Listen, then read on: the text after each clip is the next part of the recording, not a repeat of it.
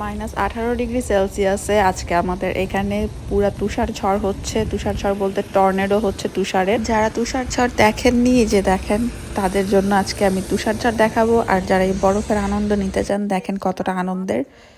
মানে জীবনযাত্রা যে কীরকম বিপর্যস্ত হয়ে যায় এই পর্যায়ে, এইরকম অবস্থায়।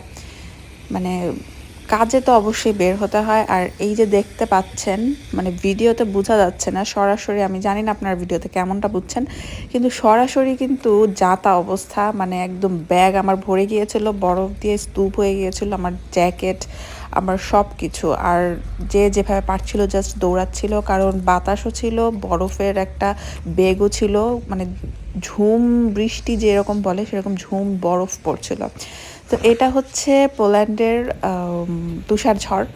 এই যে দেখেন, হাতে আমি মোজা পরেছি, আমি কিন্তু মোজা সহজে পরি না।